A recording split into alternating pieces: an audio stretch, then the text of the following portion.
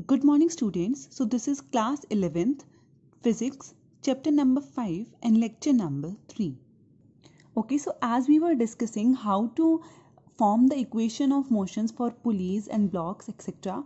So let us take one more case in which you are given a rope which is of length L. Okay, an external force F is applied on this end of the rope. Then you have to calculate the tension at a point at this point which is at a distance of x from the end where force is applied. Okay, so that means we have to calculate tension at this point which is at a distance x from the end where force is applied. Okay, so now as you know, obviously tension will be in this direction. Okay, so first of all, okay, so mass of this rope is also given to be m. Okay, now when this force is applied, it would be moving with some acceleration a. So let us calculate the equation. So equation will be F is equals to ma, where F is the external force applied on the rope, m is the mass of the rope, and a is the acceleration. Okay, so now as you know now that mass of length L is capital M. So let us calculate the mass of this part x. So mass of the length x will be ml by x just by unitary method. Okay, so now understand carefully here. This part will also have some acceleration and this part will have same acceleration as this, that is a will be equal to F by m. Okay, so let us calculate force due to this part. Okay, so force is now ma. So if we are calculating force due to part x, so we will be taking mass of part x only. So mass of part x is this, that is ml by x, and acceleration is a. Now as I told you, acceleration will be F by m. So keeping the value of acceleration to be F by m, m will cancel out, so the force will come to be Fx by L. Okay, so what we have done, we have just calculated force due to the x part. Okay, so and to calculate that force, we have to calculate mass. Okay, now let us draw a simple diagram like this. So this is the part x, force F is applied, tension will be there, and it is moving with acceleration a. So if you form equation of motion, if this is the direction of motion, so this direction will be positive, so you can write down F minus t is equals to ma, or you can write down F is equals to t plus ma. Now you have just calculated the value of ma, that has come to be Fx by L. So F will be equal to t plus ma, which is Fx by L. So from here tension will come to be F minus Fx by L, or you can write down, if I take F to be common, so it will be 1 minus x by L. So that means tension at any point x of the wire will be this. Now suppose if x is L by 2, that is you are asked to calculate the tension exactly at the midpoint of the rope. So if when you will put x to be L by 2, tension will come to be F by 2. If x is L, that is if you are asked to calculate tension at other end of the wire or rope at from which the force is applied. So if x is L, so this tension will come to be 0. Okay, so that means tension on the rope is not constant, it changes with the changing distance because it is depending on x, as you can see here. Okay, so the next is recoiling of gun. So first of all, what do you mean by recoiling of gun? That is, see, whenever we shot a gun, the bullet goes in the forward direction, this you know, but due to the conservation of momentum, the gun always moves slightly in backward direction. Okay, why this happens? See, initially the gun and bullet both were both were at rest. That means initial momentum was 0. When gun is shot, bullet moves in forward direction. So that means it has some mass and it has some velocity. If gun will not go in backward direction, that means final momentum will not be 0. So therefore, to keep the final momentum equal to initial momentum, gun is also recoiled in backward direction. Okay, so let us consider the mass of bullet is m2 and velocity of bullet is v2, and the recoiling velocity of gun is v1 and mass is m1. Okay, so now as I told you, as initially both are at rest, so initial momentum will come to be 0. Final momentum will be m1 v1 plus m2 v2. Okay, now these due to the conservation of momentum, these two should be equal. So that means 0 should be equal to m1 v1 plus m2 v2. From here you can calculate V1, that will come to be minus m2 V2 upon m1. So V1 is the recoiling velocity of gun, and this minus sign shows that the direction of recoiling of gun is opposite to that of the bullet. Okay, so because V2 is in this direction, V1 is opposite to that.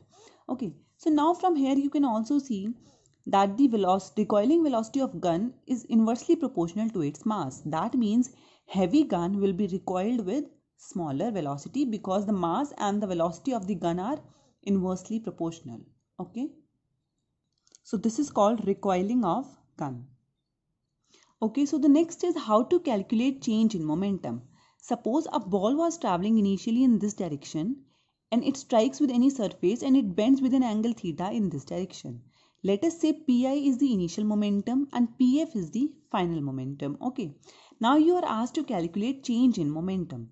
So now, as you know, change in momentum is P final minus P initial.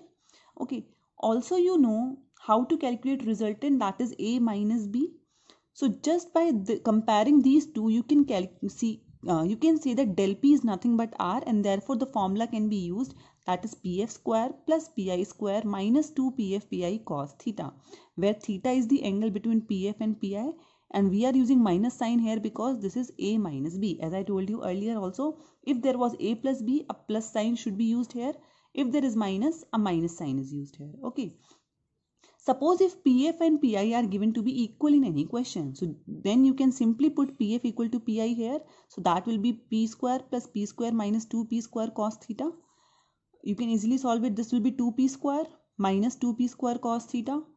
Okay, so if you will take 2P square common, in under root you will be left with 1 minus cos theta, and outside it will come root 2P. So if the angle and P are given in question, you can easily calculate change in momentum. Okay, so basically this formula is to be used if such questions are given to you. Okay. Okay, so the next topic is friction.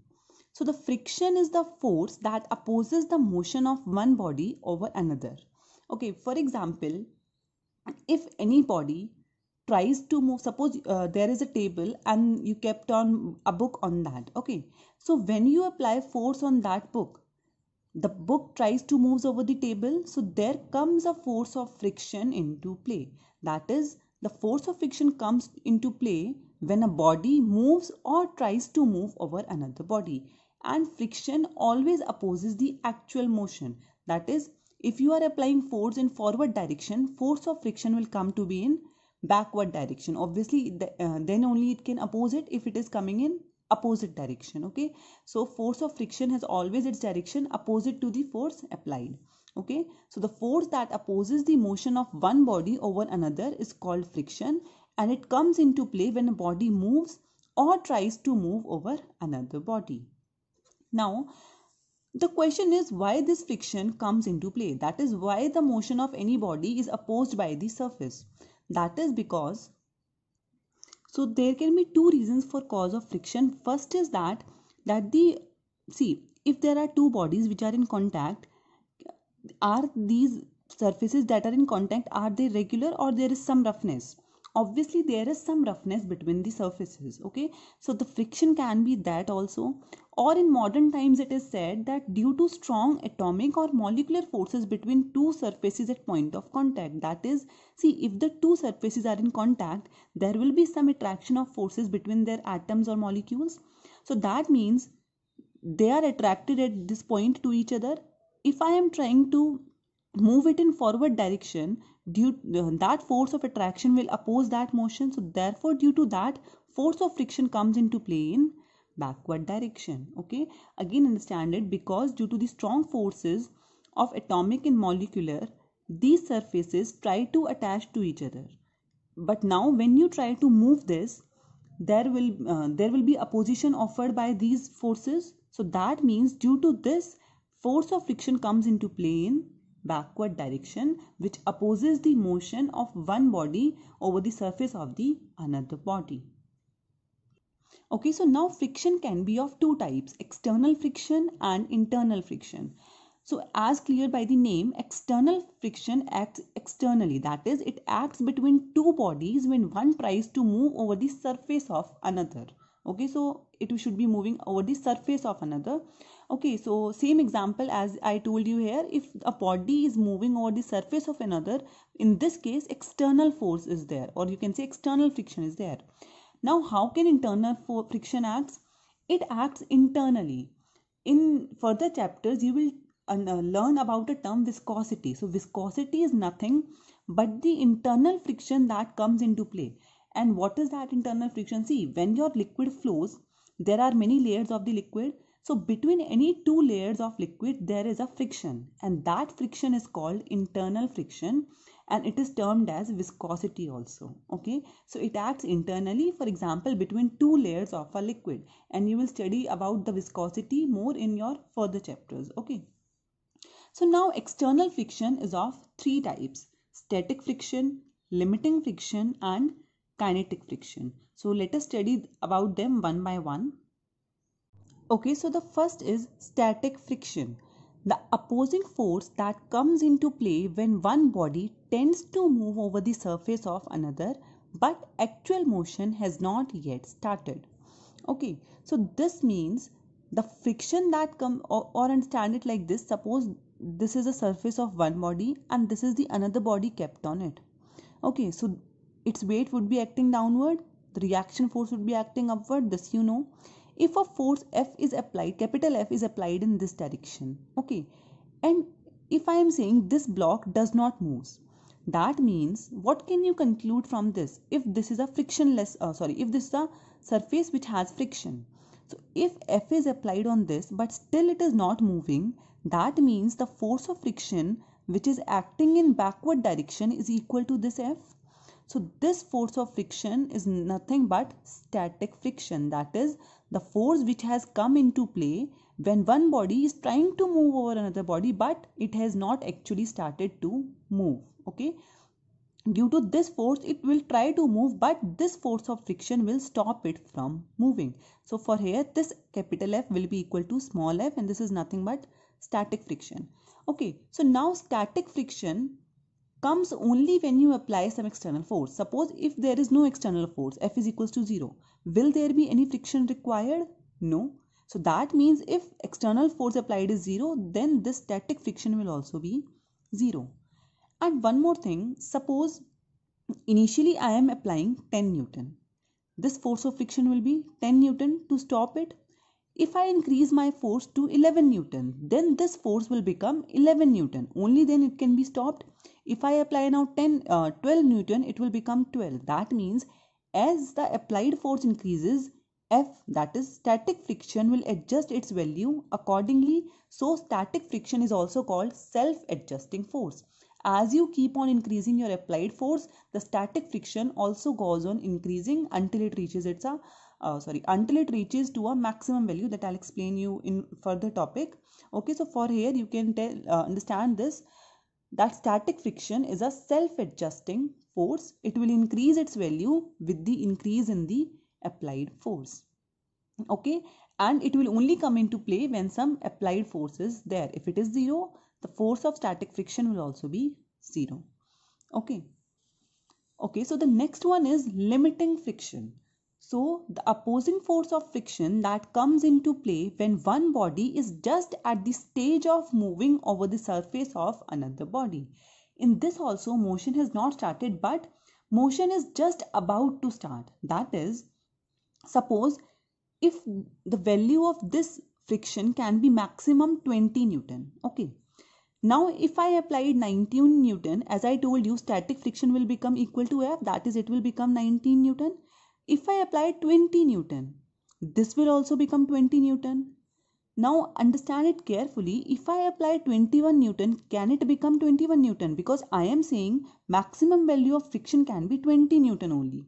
That means when you apply 20 Newton here, this will also become 20 Newton. So that is the maximum value of static friction. So that is called nothing but limiting friction. Okay. So because when you will increase the force from 20 Newton, if you will increase a little much, the body will start to move. So the opposing force that comes into play when the body is just at the stage of moving over another body. So, or you can say The maximum value of static friction is called limiting friction. Okay, so now see, when your applied force is increasing, your static friction is increasing. So a stage will come when your applied force and your static friction both will become 20 Newton. After that, if you will slightly increase this F, the body will move. So this point is called limiting friction. That is, the maximum value of static friction is called limiting friction. Okay. Okay, so the next is kinetic or dynamic friction. Sometimes kinetic friction is also called dynamic friction. So the friction that comes into play when one body is actually moving over another. So in kinetic friction, the body will actually move over another body. Okay, now suppose if you apply the force to be 20.5 Newton. Now as I told you, maximum friction, that is limiting friction, is only 20 Newton. So that means in this case, applied force will become greater than limiting friction, and if the applied force has become greater than limiting friction, the body will start to move. So that means the friction that this friction will become now kinetic friction. Okay, so now up till now we have studied about three frictions. Static friction, which comes into play when the body tries to move over another but it has not actually moved. Limiting friction comes into play when that body is just about to move over the another body, and kinetic friction will come into play when the body is actually moving over another body. So these are just the nothing but the stages of friction, that is static, limiting, and then kinetic. But there is one very interesting thing in this. If I ask you which force of friction will be the maximum, so can you tell that? Either, see, obviously static friction is less, we all know, but out of kinetic and limiting friction, which one is greater or which one is less? So the answer is kinetic friction is always slightly less than the limiting friction. So to understand this, first of all, let us study a graph, and then I'll tell you the reason why kinetic friction is less than the limiting friction. Okay, so if we draw a graph between applied force and force of friction. See, as I told you, when you increase the applying force, static friction goes on increasing because this is a self-adjusting force. So we are increasing the applying force, this static force is going on increasing. This is the point A where your static friction has become maximum. So this point is called limiting friction. Okay, because maximum static friction is limiting friction. Now, as I told you, kinetic friction is slightly less than the limiting friction. So there will be a small bump and then kinetic friction will come. Okay, so this point is nothing but kinetic friction. So you can say OA represents the static friction. Okay, at A, Fs is maximum. Therefore, you can say this OL. This is your limiting friction. So OL is FL, that is limiting friction. And this curve BC is representing kinetic friction. So OK is nothing but kinetic friction. So after A, friction decreases slightly. BC represents FK, or OK is FK, that is limiting friction. So this is the curve which is showing kinetic friction, and the value of this kinetic friction will be OK. Okay, so now let us study what is the reason that kinetic friction is always less than the limiting friction. See, till the kinetic friction has come into play, as you know, the body was at rest, because in limiting friction the body is just at the stage of moving. So when the body will actually move, the inertia of rest is overcome, and once the motion just starts, the irregularities act as obstruction against relative motion over of the two bodies. That is, see, when the one body was at rest on the surface of another body. Okay, now when it will just start to move, there are some irregularities between the surface, and as I told you, there is some force of attraction between those surfaces. So therefore these irregularities will act as obstruction, that is, they will try to stop its motion. So therefore it is easier to move the object when it is already in motion than to start it from rest. That is, when the body is at rest, to move it you have to apply a greater force as compared to the force which you have to apply when it is actually moving. Okay, so because the irregularities are to overcome when the body is at rest, so some more force is required. So therefore, you can say limiting friction is greater than the kinetic friction.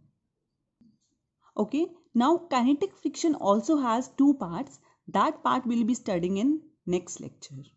Okay. Okay students, now I'll be discussing the homework solutions of lecture number 2.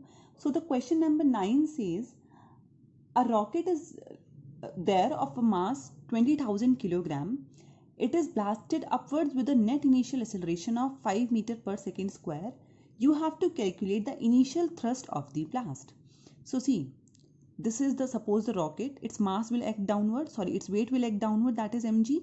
It is blasted with some acceleration a. Now you have to calculate initial thrust.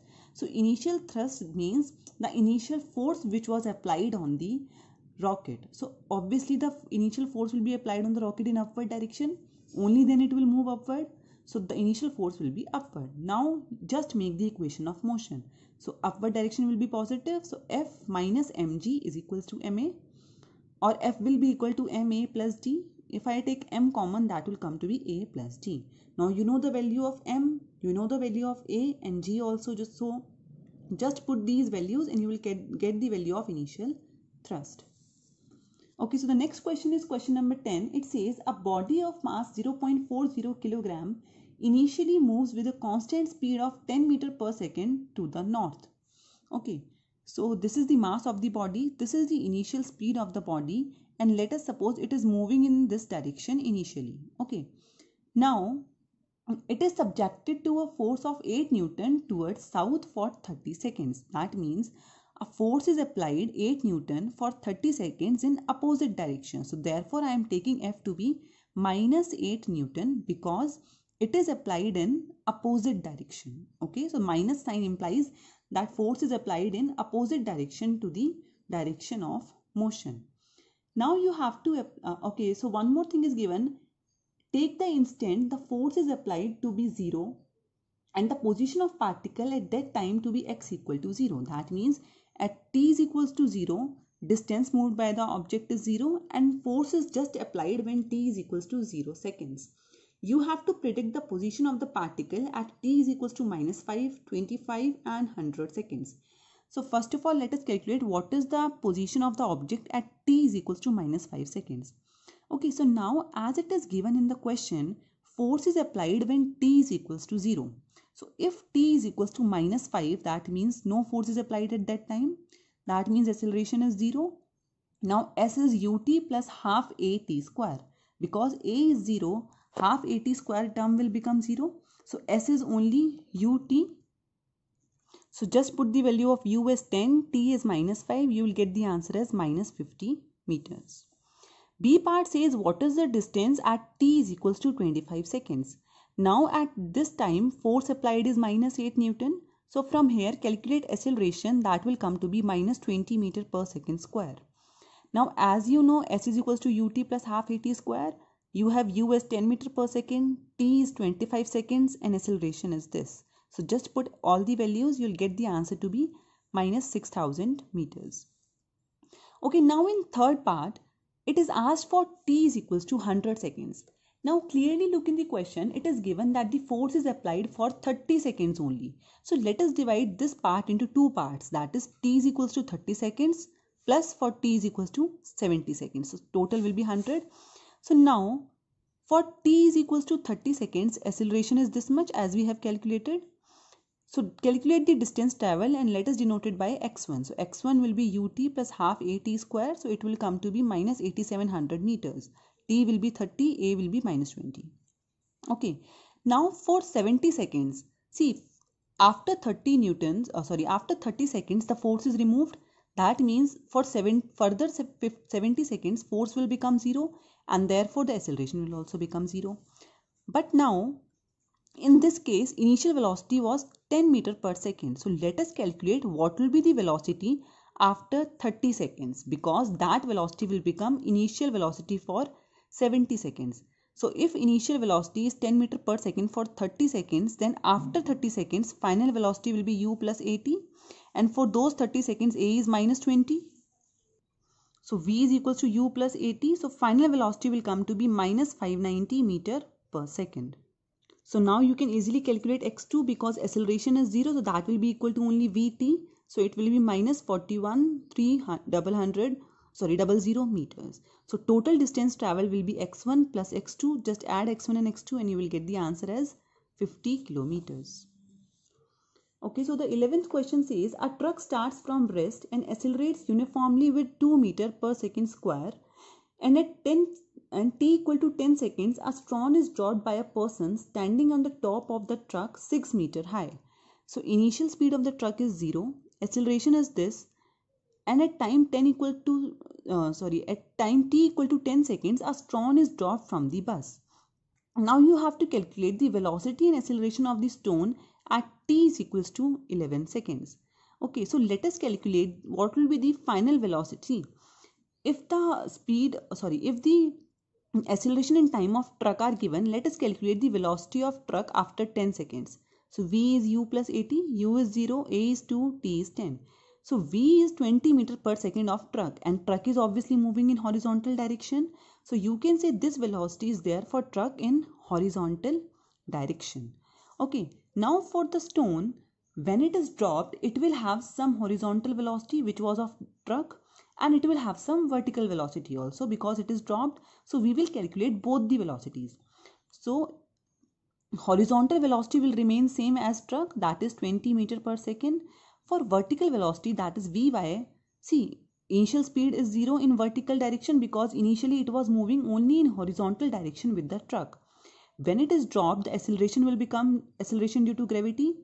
And see, for 10 seconds, it was having only horizontal velocity. Now you have to calculate for 11 seconds. That means vertical velocity will only be there for remaining 1 second. So Vy is equals to u plus gt. U is 0, G is 10, yes, and T is 1. So just put here, you will get the answer to be 10 meter per second.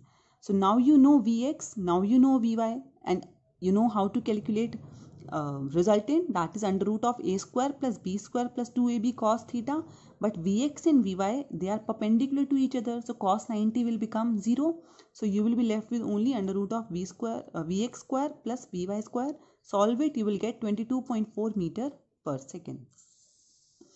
Okay, so the B part of the question says a bob is there which is put into oscillations. Then you have to tell the trajectory of the bob if this string is cut at extreme position and at mean position. Okay, so the outermost position is called extreme position and the innermost position is called mean position. Okay, so now this you will be studying in further chapters also, that at extreme position kinetic energy is 0 and potential energy is maximum. Similarly, at mean position kinetic energy is maximum and potential energy is 0. Okay, so now if the string is cut at extreme position, because you know at extreme position kinetic energy is 0, if kinetic energy is 0, that means it will fall vertically downward. So if the string is cut at extreme position, the bob will fall vertically downward. Now if the string is cut at mean position, because here it has maximum kinetic energy, that means it has maximum velocity, so it will go in this path like this. So that means it will follow a parabolic path. Okay, so question number 13 is just related to the cases of lift, which we have already discussed in the lecture. So I'm not doing that one. So now let us discuss question number 14. In question number 14, this graph is given to you and mass of the body is also given. Then you have to calculate the force at t less than 0 seconds, 0 to 4 seconds and greater than 4 seconds. Okay, so now as you can see here, for t less than 0 seconds, the position of the particle is not changing. That means force on the object is 0. Again at t equal to 0 to 4 seconds, if you see the slope of this line is constant, because this is exactly straight line which is increasing, that means slope will remain constant. And as you know, the slope of a position time graph gives you velocity. If slope is constant, that means velocity is constant. If velocity is constant, acceleration will be 0. Again, force will come to be 0. At t greater than 4 seconds, this is very easy, as again position is not changing, therefore force is 0. Okay. In B part, it is asked calculate the impulse at t is equals to 0 seconds and t is equals to 4 seconds. Now you know impulse is nothing but change in momentum. So first of all, let us calculate for t equal to 0. So now look carefully. Before t equal to 0, speed was 0. And after t equal to 0, speed is distance upon time, that is 3 upon 4. As you can see, this is 3 and this point is 4. So we can say before t equal to 0, speed was 0. After t equal to 0, speed is 3 by 4 meter per second. So now how to calculate impulse? That is change in momentum, that is final momentum mv minus initial momentum mu. So m is 4, v is 3 by 4, u is 0. So this will come to be 3 kilogram meter per second. Similarly, at t is equals to 4 seconds. At this point, initial speed is 3 by 4 as we have calculated, and after 4 seconds initial speed is again final speed is 0. So again use after t equal to 4 seconds, before t equal to 4 seconds speed is 3 by 4 meter per second, and after t equal to 4 seconds speed is 0. Again do final momentum minus initial momentum, v is 0, u is 3 by 4. Put the values, you'll get the impulse to be minus 3 kilogram meter per second. So this is how to calculate impulse, that is nothing but change in momentum.